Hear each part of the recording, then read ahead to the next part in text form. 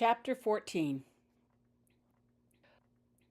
Lieutenant Daniel Pilkington, Senior Detective, Wizard, Second Class, apparated to the front steps of his house. His workday was over, and he was glad to get home to see his wife and family. He reached out towards the front doorknob. Then he lowered his hand and grasped the invisible doorknob beneath it. When he used the invisible doorknob, the door opened directly into his bedroom, where he could change out of his work clothes. Daniel hated the averted eyes and the glances of fear and revulsion he saw in his family's eyes when he wore his uniform. After entering his bedroom, Daniel swiftly changed out of his uniform. Truth be told, he didn't particularly like his uniform either, but it was a requirement of the job. As one final act, when he finished changing, Daniel removed his wedding band. It was a plain gold band. Daniel was glad they hadn't been able to afford anything fancy. That made the band easier to transfigure. He untwisted a knob in his bedpost and placed his wedding ring in the secret compartment within. He kept his Ravenclaw class ring there, too. While not actually forbidden, items bearing obsolete house crests had a habit of getting stolen or broken after a Slytherin visit. Terica knew about the compartment and the class ring. Daniel never told her what else he kept there when not at work. Daniel removed the security force pin from his uniform lapel. Using his wand, Daniel transfigured the pin into the shape of his wedding band and placed the transfigured ring on his finger. As the pin was also the official wizard security seal, Daniel kept it with him always. Daniel checked his appearance one last time and then opened the bedroom door. His wife Terica came forward swiftly to greet him. She had been plainly watching for his arrival. Terica was tall and slender. Her dark auburn hair usually fell down over her shoulders in curly waves, but today it was tied back with a plain blue kerchief. She looked tired. "Welcome home," she said in her soft, husky voice. "How was your day?" she asked as a matter of habit. "The usual," replied Daniel, never elaborating. Terica knew not to ask for further information, as Daniel wouldn't discuss work matters with her. He hugged Terica briefly. "And yours?" he asked affectionately.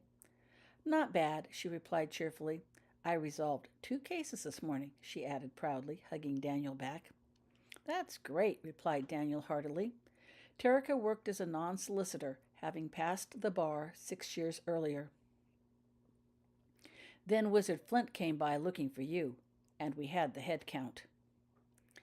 Daniel pulled back from Terica and looked her in the eyes. "Any problems?" he asked with concern. Slytherin visits were always stressful, and head counts done while at home were worse than any done when in the office. A team of new Death Eaters would barge into the house without warning and round up all the inhabitants to one location.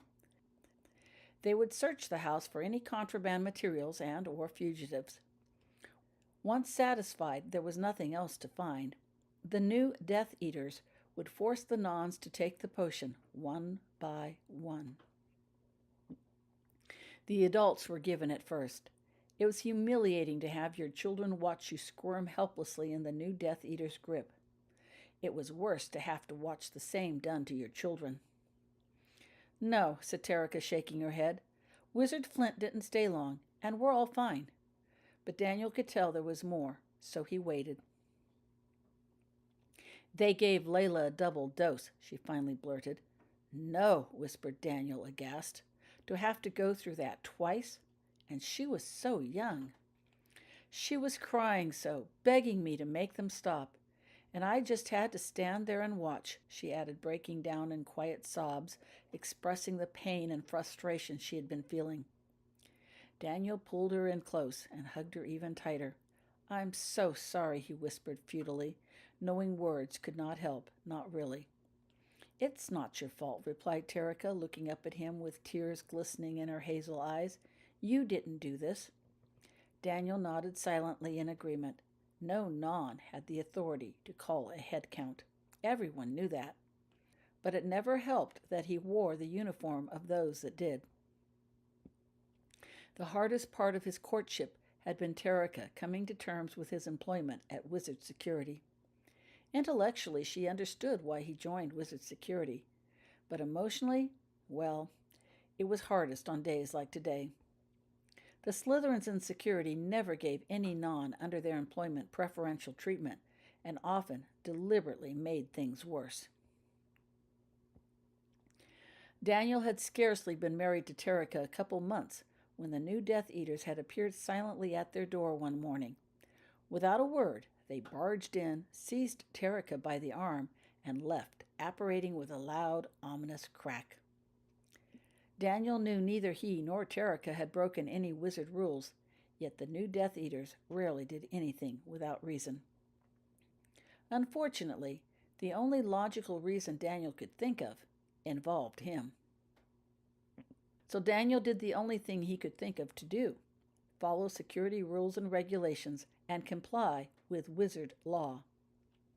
Security regulations specified that security matters could only be discussed with qualified superiors or other persons employed by security. It also stated that business of a personal nature could not be conducted while on duty without the prior consent of a superior. Quaking with worry for Terica, Daniel barely arrived for work on time and acted as if nothing had happened. His worst fears were confirmed when Wizard Crabbe appeared at his office and casually asked, "How are things?" Wizard Crabbe had never before visited Daniel in his office, nor once expressed an interest in Daniel's life, private or otherwise. Unwilling to describe what had happened to Wizard Crabbe, yet fearing to lie, Daniel had numbly responded, "Quiet." Wizard Crabbe had laughed knowingly at Daniel's response and gave Daniel his first assignment for the day. During his lunch break, Daniel had gone to the front desk to make inquiries about Terica, but had been coldly told to come back during office hours. He tried again after his day had ended, but was told the same thing. When he got home, Daniel tried to contact a solicitor for help, several of them, in fact, all Slytherin at the time. They refused to return his calls. It was after hours. Friends contacted the solicitors on Daniel's behalf the next day and were told to call back in 3 months to schedule an appointment.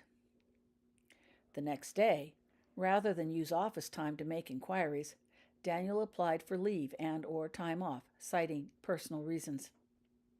His application was promptly denied, and Daniel was handed yet more work to do.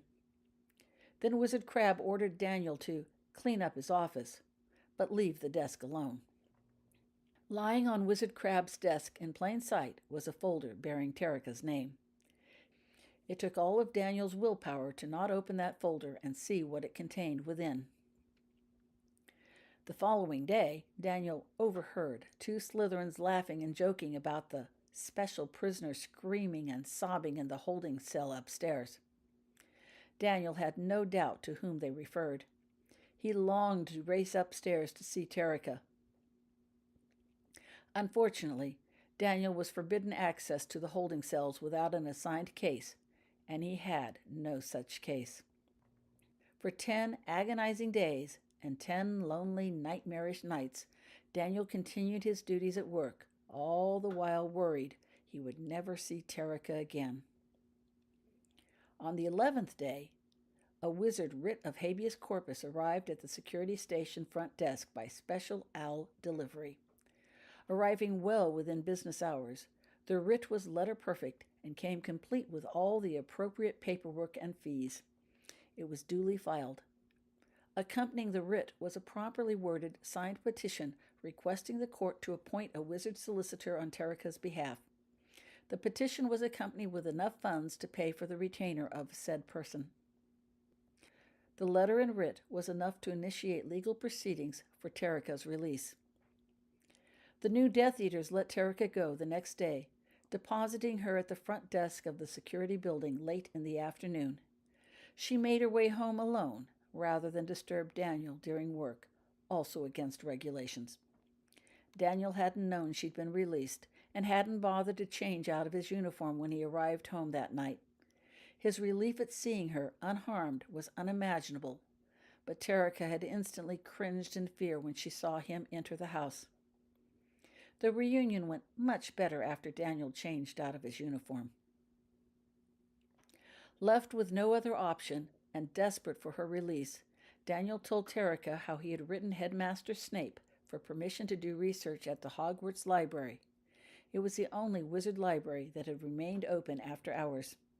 He could hardly believe his eyes when an owl arrived late that same night bearing a message granting his request. While not a legal library, the Hogwarts library could request and receive the loan of outside material with approval of the headmaster. Daniel never actually saw Headmaster Snape during his visits to Hogwarts, nor did the headmaster ever formally inquire the purpose behind Daniel's request to use the Hogwarts library, but he had to have known. The legal material Daniel requested was approved and sent to Hogwarts promptly.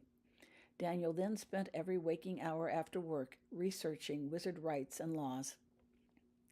Terica told Daniel the new Death Eaters had grilled her unceasingly for the first 2 days concerning what she knew about Daniel's work.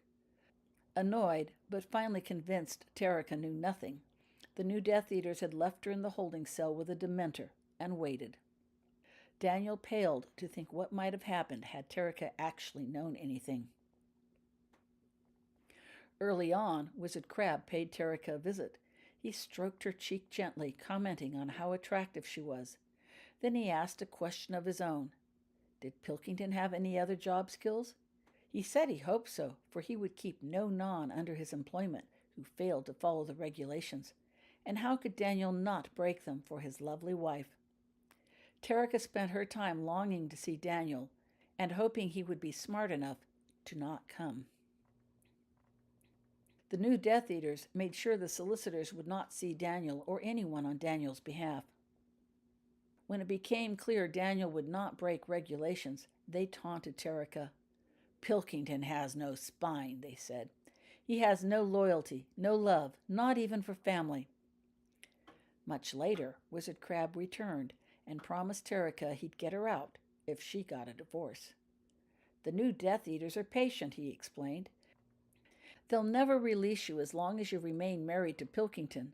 They want to see how your absence affects him, Wizard Crabbe told her. He then assured Terica he'd been watching Pilkington and was convinced Pilkington would never come for her. Pilkington has displayed not the least bit of concern over your absence, Wizard Crabbe assured her. There is no point in remaining married to a man like that. Wizard Crabbe even offered to help Terica file the divorce papers from the holding cell, citing spousal abandonment as a cause. The writ and solicitor had come as a surprise, much to the dismay of the new Death Eaters. They'd placed bets on whether Daniel would choose to ruin his private or professional life first, and how long it would take. Faced with a Slytherin solicitor holding a proper wizard writ, and while lacking actual cause to hold her, the new Death Eaters reluctantly released Terica. Daniel held Terica tightly in his arms. I could have never survived had you gotten the divorce, he told her while he lovingly stroked her hair. Me neither, whispered Terica, happy to feel safe in his strong arms. Then she told Daniel she was pregnant. A conversation that happened somewhere deep inside the bowels of the Ministry of Magic 10 years earlier, one unknown to Wizard Pilkington. The loud rapping sounded at the office door of Wizard Security Head Rastaban Lestrange. Enter, commanded the voice within. The tall, cloaked figure of Severus Snape swept in, coming to a stop in front of a shadowed desk. You wished to speak with me? You interfered, accused Lestrange without any preamble. He was seated at his desk.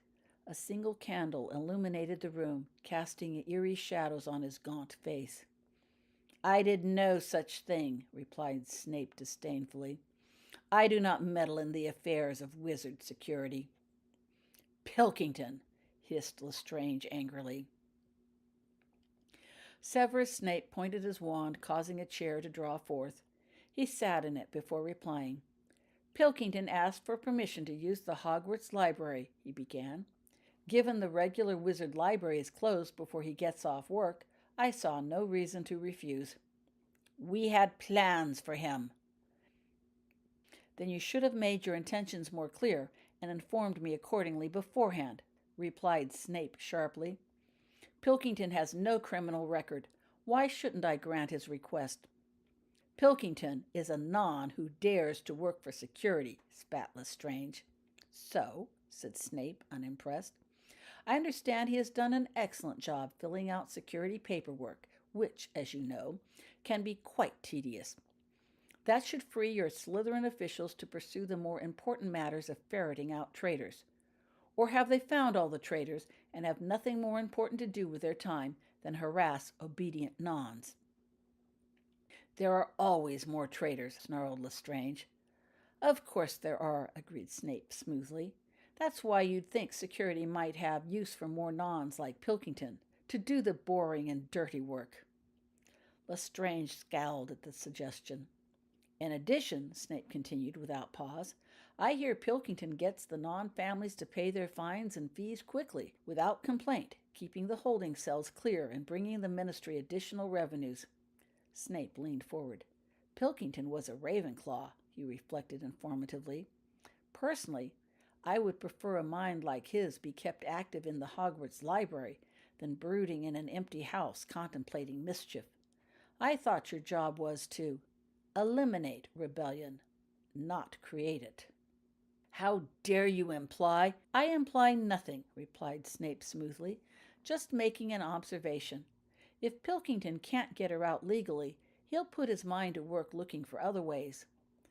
Snape leaned back in his seat, placed his fingertips together, and continued thoughtfully. Didn't Minister Malfoy just report in the Prophet that we are all still a community ruled by laws? Lestrange nodded reluctantly. Why don't you let Pilkington have his pretty wife, Snape suggested.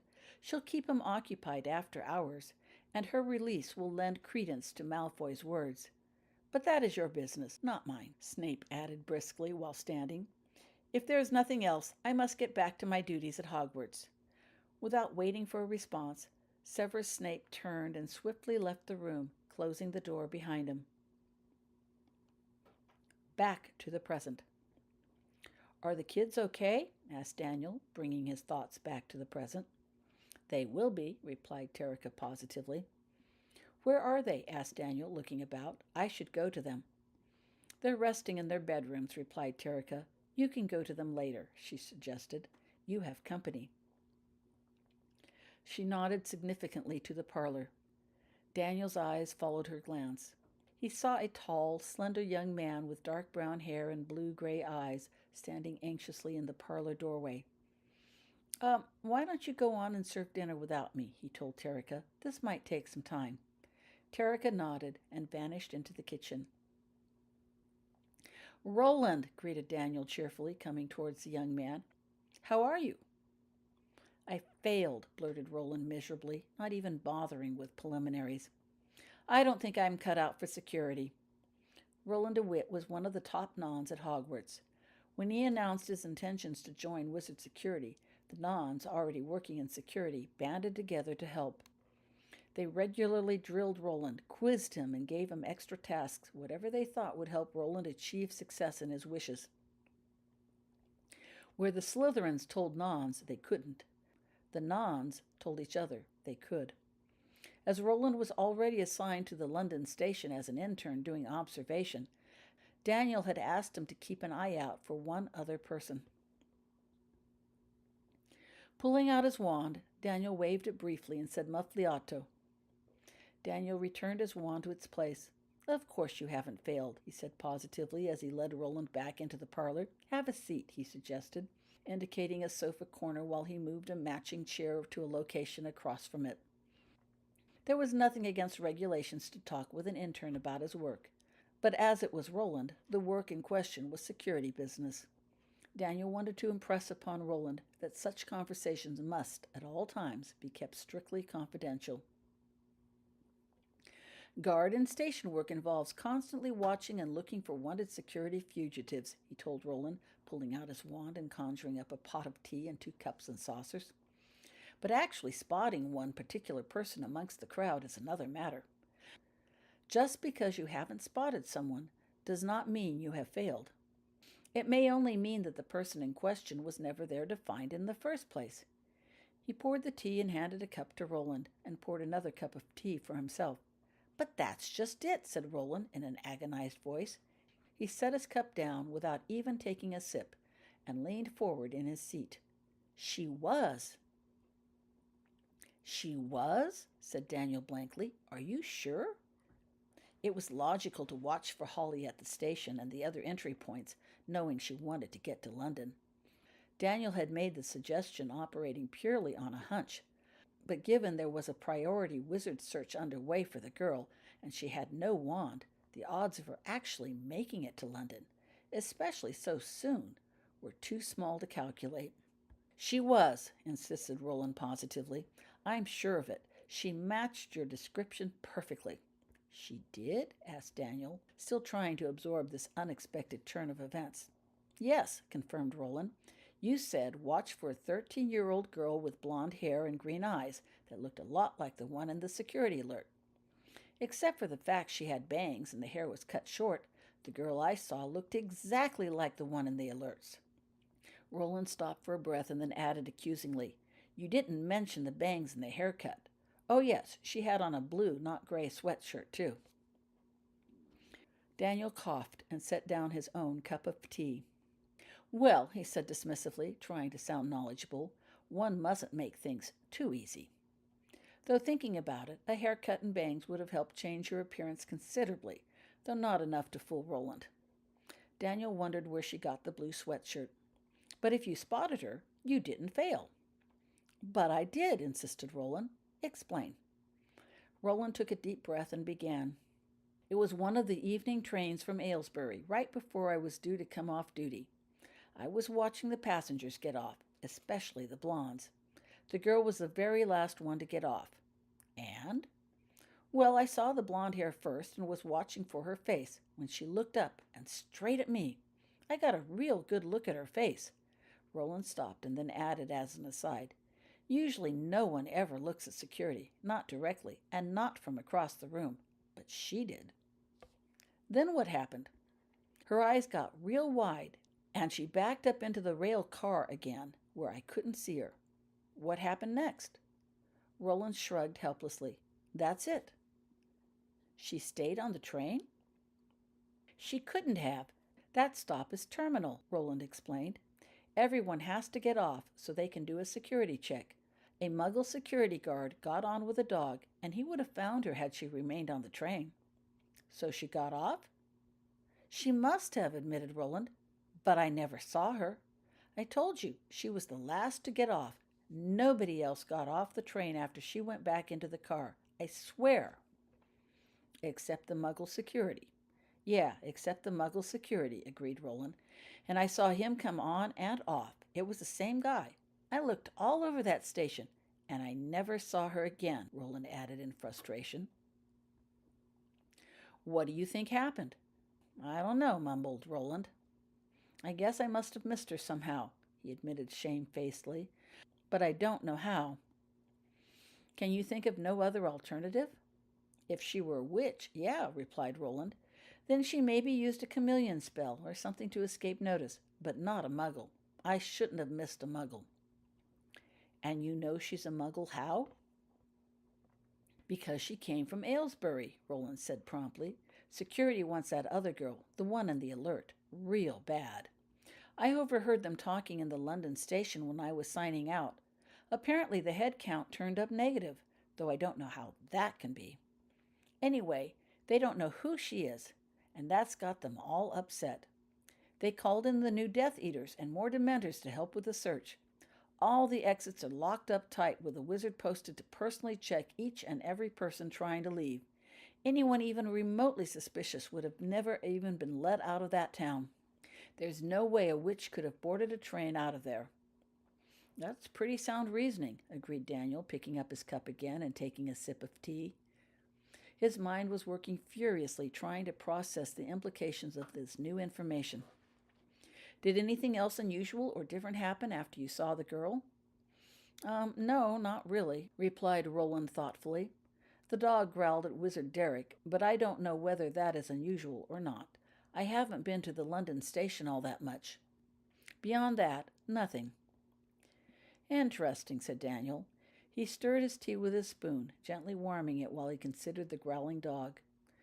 Wizard Derrick had worked at the London station for over 3 months, and the Muggle security dogs had been there for nearly 4. The dogs should have recognized him. Where was Wizard Derrick when this happened? He was standing at the gate, ready to check the passengers boarding on the next train. And where was the dog when this happened? On Wizard Derrick's right or left? Roland frowned as he thought. On the right, as regulation dictates, he answered. That way the opened gate is protected on both sides. And the passengers had finished going through the gate? Of course, replied Roland impatiently. The passengers exited through the gate, then the Muggle security guard and his dog came up to check for explosives. It was a little thing, really. The dog growled and the Muggle guard pulled him back. That's all. Oh, said Daniel dismissively. He took another sip of tea and then set the cup down. What about the bag? He asked, changing the subject. Roland looked down again. I failed there too, he admitted reluctantly. What do you mean? Well, in between watching the passengers come off the trains, I was watching the bag. But it wasn't good enough. 1 minute the bag was there, and the next it was gone. Just gone. Did you see it vanish? No, sir, Roland confessed. I was still looking for the girl from the train, too. So someone could have taken it while you were not looking? I suppose, he admitted reluctantly. But I was scanning the whole station constantly. My eyes were never off the bag for long. I swear there wasn't anyone even remotely near when I looked away or after I noticed the bag was gone. Roland picked up his cup and took a sip of tea, and then set the cup down. That's why I know I'm not cut out for this. 2 simple assignments, and I failed at both. Daniel took a deep breath and thought quickly. Roland was really depressed. That was not good. They needed more nons in security. How could he fix this without explaining anything? You assume, he began slowly while choosing his words carefully, that you were intended to succeed in this assignment. Roland's head came up with interest. You cannot guarantee success in every assignment, continued Daniel more confidently. How you deal with failure is equally important. When you get home today, I want you to review what happened in your mind and then come up with other ways you might have handled this assignment differently to have achieved success. Assume you have both limited and unlimited resources. Be prepared to discuss them with me when we next meet. Yes, sir, said Roland promptly. A bit of hope sparked in his eyes, and he held his head up straighter. Sir, began Roland tentatively. Yes? How did she do it? Or you do it? Or, you know. Ah, replied Daniel, trying to sound more knowledgeable than he felt. You should ponder that question as well. Be prepared with possible scenarios for it, too. Yes, sir. Is there anything else? No, sir, not really. Not really? Daniel glanced keenly at Roland's face, but Roland looked down and away from him. Something else was clearly bothering him. Roland, insisted Daniel. What is it? He fidgeted a bit, looking very uncomfortable. Is it true, he finally blurted out. Is what true? That you're a Slytherin wannabe? Daniel raised an eyebrow. Wherever did you hear that? Today, confessed Roland. I saw Richards when I was signing out. He told me that he'd been on assignment with you, and you were definitely a Slytherin wannabe, and that I must be too, since I wanted to join security. And you believed him?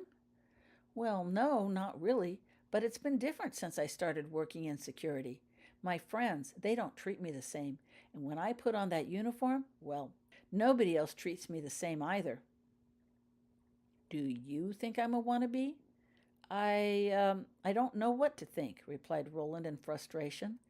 Everyone has always said you're great, even if you do work for security, so I never thought about it before. But Richards, he sounded so sure, so convincing. Daniel sighed. Richards could easily interpret Daniel's behavior in the Muggle station that way and would be happy to share his interpretation, especially as he couldn't talk about what else he had seen. Daniel knew it would be helpful to explain his actions to Roland, but of course he couldn't. And it was different when he put on his uniform. "Roland," Daniel began, "there is no such thing as a Slytherin wannabe. That's just a term the Slytherins came up with to explain why any non would ever join security. If I wanted to be a Slytherin, I would be a Slytherin." "But he said—" "Remember our house motto?" asked Daniel, and he began to recite it. "We help the Slytherins when they order it, and each other whenever we can," finished Roland automatically. Working in security is very difficult, and not just anyone can do it. But that does not mean that those who do are no longer nons. I'm a non, and I work in security because I can and because it helps us. Just how fast do you think a Slytherin would process the paperwork to release a non in custody? Would you trust a Slytherin to deposit the fees without taking a bit off the top for himself? And which one of your Slytherin superiors would take the time to locate and notify the parents when a runner is brought in? Let Richards think what he will. You just keep on helping whenever you can, concluded Daniel. And if you can work in security, you can help make it much better for all of us. Roland straightened, and that uncertain look vanished from his face. "Yes, sir. Thank you," he told Daniel. "Good," said Daniel. "Now, is there anything else?" he asked. "Not really, sir," said Roland. "But there is something I was wondering about." "Oh?" "That other girl, sir, the one they're hunting." "Yes?" "Well, there's something all wrong about her alert." "Is there?" asked Daniel cautiously. "Yes," replied Roland, speaking swiftly now. "I thought alert photos never showed a witch or wizard while in a polyjuice disguise. They don't. But that girl, she should be going to Hogwarts. It's required." "It is," agreed Daniel, "and the alert says she does." "But that's just it," burst out Roland. "She doesn't." "She doesn't?" replied Daniel, keeping his voice calm, though his heart was racing wildly. "Are you sure? Richards and Crowley were Slytherins. They could have been mistaken, but Roland, never. He lived with the nons at Hogwarts and would know them all." "Of course I'm sure," replied Roland confidently. "I know every non attending Hogwarts, and she isn't one of them." "Interesting," said Daniel, keeping all expression out of his voice. "How did a girl admittedly attend Hogwarts for 2 years with no one ever seeing her?" "Have you mentioned this to anyone?" "Well, no, but shouldn't we tell someone?" "Have you been questioned about whether or not she attends Hogwarts?" "No, but—" "Then you should keep your observations to yourself. It is not your job to correct the alerts. That would be the same as correcting the wizard who ordered it, as only Slytherins may order an alert. Your duty is to obey, not question or correct, the orders of your superiors." "Even if it's wrong?" "No alert or report is ever considered wrong, unless it has been declared such by a superior," corrected Daniel smoothly. "No doubt the wizard who ordered this alert has his reasons for wording it this way. If not, I'm sure some bright Slytherin intern will point out the inconsistency, and the alert will be corrected accordingly." "Yes, sir. But what if someone asks me?" "If it's a superior, tell the truth, of course," replied Daniel. "That is what we have been trained to do." "But remember our motto?" interrupted Daniel. Roland nodded. "Then stick to it at all times. Being employed by Wizard Security does not mean that we lose sight of our values. Never volunteer anything, especially information. Volunteering information would assist Slytherins in some way, without an order. Even if you don't recognize her, Roland," Daniel added, "the girl is also a non, and our motto applies to her too. If the alert is inaccurate, perhaps that inaccuracy will help her in some way. When the Slytherins want our assistance in apprehending her, they will order us accordingly, at which time we shall obey." "Yes, sir," said Roland solemnly. He stood up. "If that's everything," began Daniel, standing up also. Can I offer you some dinner? I'm sure Terica has kept something warm for us. No, thank you, replied Roland. I'd best be going. My family will be getting worried. He started walking towards the door. Of course, said Daniel, walking with him. Mr. Pilkington? Said Roland when he reached the door. Yes. Do you think it's possible to fake a muggle mark?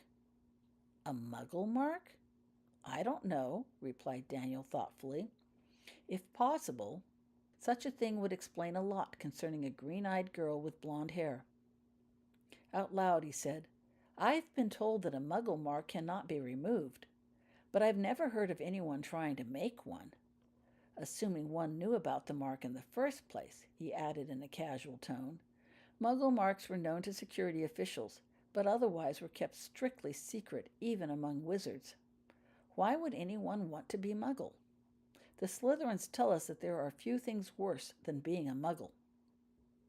I know that, sir, began Roland, but I was thinking that perhaps you should keep your thoughts to yourself, interrupted Daniel before Roland could continue further. Roland looked hurt at being cut off, so Daniel added softly, It's very dangerous to inquire too deeply unless ordered. You may learn something you regret, something you might be required to tell a superior. Daniel paused to let that sink in before continuing. It is very difficult for us to help a person in the custody of security, he began quietly. It is more difficult to help someone who is not. Sir? Queried Roland. I don't understand. Richard says that I've become a stoolie by signing up for security, and even Colonel Pusey says if I don't report every criminal and infraction I see, I'll get fired or worse. I didn't think we could help anyone who was not already in custody. Colonel Pusey is correct in that should you recognize a fugitive or see an illegal activity, whether or not you are on duty, you are required to immediately notify a Slytherin, replied Daniel. In addition, all nons working in security must undergo regular interrogations to confirm this requirement has been followed. But that does not make you a stoolie. First of all, you are still a student, and those rules don't apply at Hogwarts. Headmaster Snape does not need your assistance in maintaining discipline at Hogwarts. All your friends know you signed up for security and what that means, continued Daniel. They'll make sure you see and hear nothing that would get either you or them in trouble.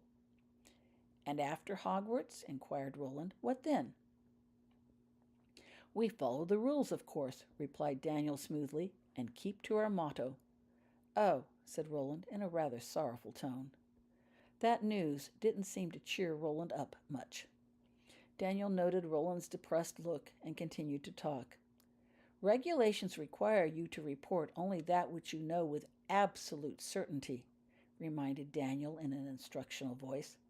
The alert photos and descriptions are intended to keep us from making mistakes, and you must assume this information is correct at all times.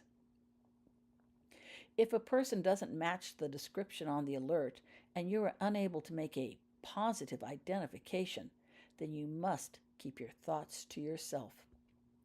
Roland froze, sensing there was more to Daniel's words than their surface meaning. You mean, he asked slowly, if the alert describes a fugitive with long hair, and I see someone otherwise matching the description, but with short hair, I can't report it? Unless you are positive, without a doubt, they are one and the same person, you cannot, for that would be guessing, confirmed Daniel. A guess is not sufficient reason to bother a superior. Nor can you investigate your suspicions further without a specific order to do so. It was a small distinction, but important.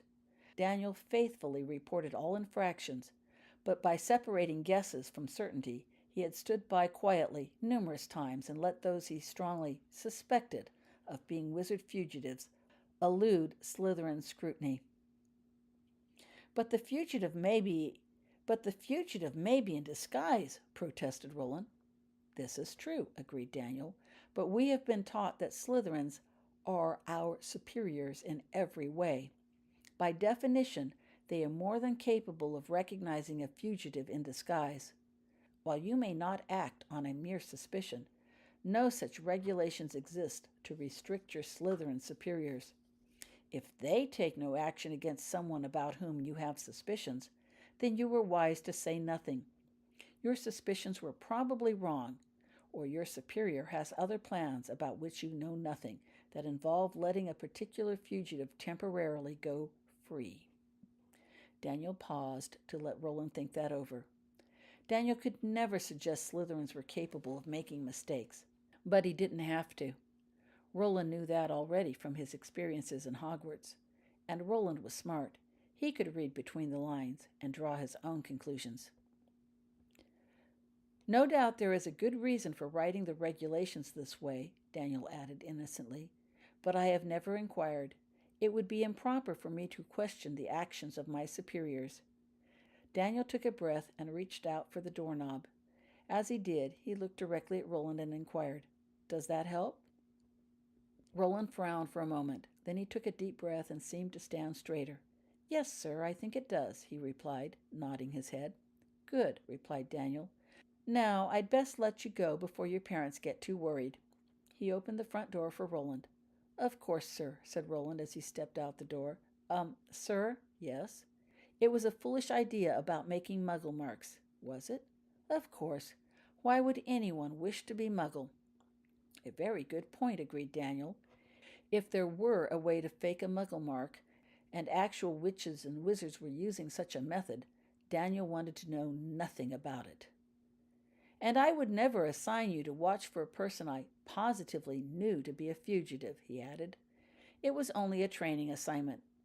Any resemblance of a girl you saw to the one in the security alerts must be purely coincidental. The hair and clothing are wrong, and, as you said, security is tight in Aylesbury, so the people coming out of Aylesbury could only be Muggles." Roland nodded in agreement. "Of course, sir," he replied solemnly, stepping through the entrance. He turned one more time to look at Daniel, with a rather cheerful glint in his eyes. "Thank you, sir." "You're welcome," replied Daniel. "I'll call on you tomorrow to hear the self-assessment of your performance today." "Yes, sir," said Roland confidently, and he apparated with a loud crack. As Daniel shut the door, he felt a gentle buzz against his leg. Checking to see that his Muffliato spell was still working, Daniel returned to the parlor where he could ensure privacy. Once inside the parlor, Daniel glanced about, double-checking to make sure no one was near, before pulling out the small Muggle cell phone in his pocket. It was Cedric Diggory's phone. Daniel didn't own one. He worked too closely with the Slytherins to be carrying that kind of Muggle technology around on a regular basis. Daniel had removed Cedric's phone from Cedric's overcoat pocket before leaving for home. With their attention focused on the green-eyed girl, Daniel knew there would be no bored Slytherins to lead Cedric around. Cedric wouldn't need the phone while with his family, and Daniel would place the phone back in Cedric's coat pocket when he returned to work. Daniel checked the phone and noted the number calling. It was not familiar, and there was no corresponding name. That was not surprising, as names were dangerous to list, and the cell phone numbers were changed frequently to help maintain anonymity. Daniel put the phone to his ear. "Report?" he asked softly. "We got a survey call," came a whispery voice on the other end.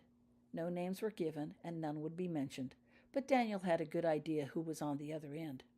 He was pretty good with voices. Daniel had been expecting a phone call ever since Roland said the bag had vanished. Roland had not met the fugitive girl who called herself Holly, so could not be expected to connect her with the blonde who had exited the train. That was not the case with Daniel. Daniel would know her no matter what her hair color. Roland's identification, coupled with what Daniel already knew about the girl, convinced Daniel that the two were one and the same. But Roland was only a non-intern and was considered an unreliable witness in Slytherin eyes.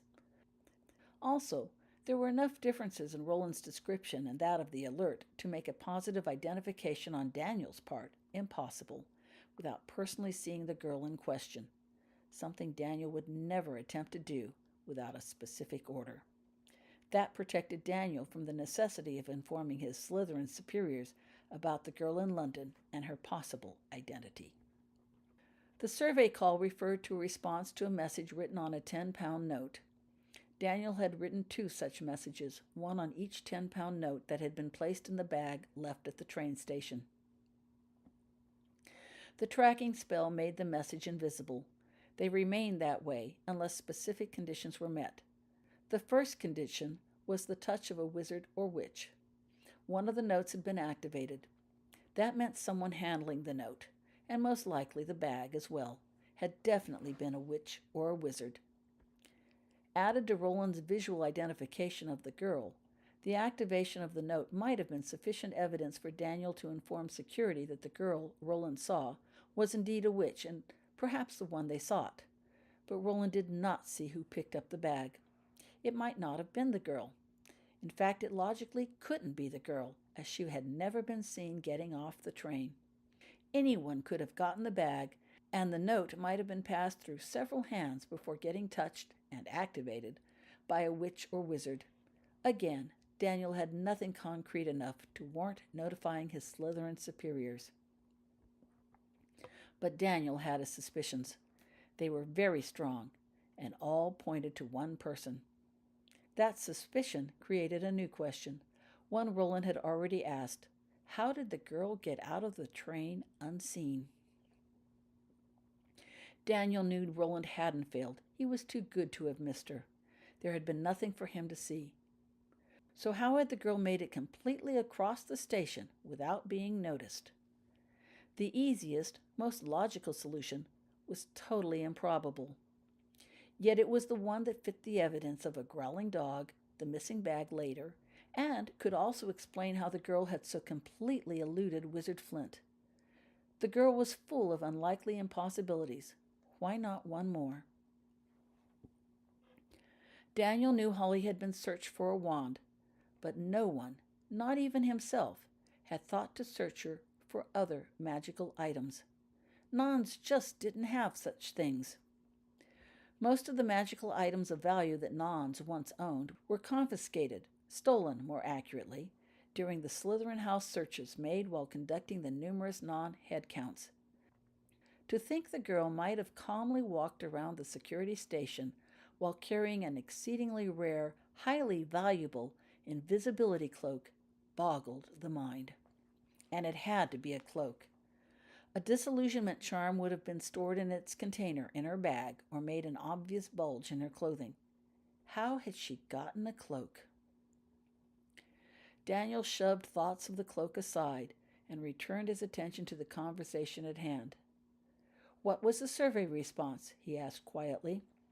A witch or wizard activated the spell by touching the note. The spell was completed once a muggle touched the same paper. Exactly 5 minutes after a muggle touched the note, a tiny message in blue appeared upon the paper. This is a marketing survey, the message began. To receive a £50 reward, call, a number followed, to answer some questions about how this note was used. The wizard muggle tracking spell was one developed years earlier to identify and trace a wizard using muggles to aid in his smuggling activities. Daniel was involved in the operation because of the muggle aspect. None of the Slytherins wanted to deal with the muggles. It was left to Daniel to interview muggles who responded to the message. The first attempt at wizard-to-muggle note-writing, report to a security station with this note immediately, was not successful.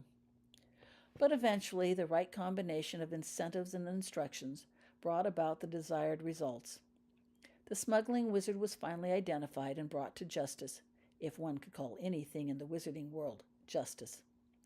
The wizard in question vanished and the whole incident was hushed up, so no one outside of security even knew smuggling had happened. Though not officially taught the spell, Daniel saw it worked enough to reproduce it on his own. A cab driver called it in, said the voice, answering Daniel's question. He picked up a passenger at Britannia Street and dropped her off at the corner of Orange Street and Charing Cross Road. Description of the passenger? A girl with blonde hair, replied the voice. Inwardly, Daniel breathed a sigh of relief. There were no alerts out for female witches with blonde hair. He could not be faulted for failing to notify the authorities of the presence of an unknown witch or by tracking her. Did you make payment? Yes. Get reimbursement from account number. A number followed. And that was the runner's fund. Why not? The girl was definitely a runner. Acknowledged. The voice shut off. Daniel placed his own phone back in his pocket and sat down in a parlor chair to assimilate the new information. Britannia Street was near the train station, but not too near. That made sense. She'd waited until she was safely away from the station before investigating the contents of the bag. What was near Orange Street and Charing Cross Road? Daniel's eyes widened. Diagon Alley! Would she dare Diagon Alley? A hunted fugitive without a wand? For what purpose? On second thought, Daniel didn't want to know the purpose. The girl didn't belong, yet she existed. The way she was being hunted made Daniel suspect it was too dangerous to know the reason. He still wanted to help her, but not in ways that would endanger anyone else. What would a stranger in Diagon Alley need? Daniel had no doubt Holly would manage to get into Diagon Alley. She had proven quite resourceful so far. And though she showed familiarity with the wizard world, the girl was definitely a stranger. She would need more money, of course, wizard money this time, but not so much as to draw attention to herself. More food and water, too, Daniel thought to himself. And maybe a safe place to stay for the night. Somewhere with an unlocked door and a quiet room behind the door, where no one would look and she wouldn't be seen or recognized. Daniel considered the situation a while. Then he drew out the cell phone and made another call.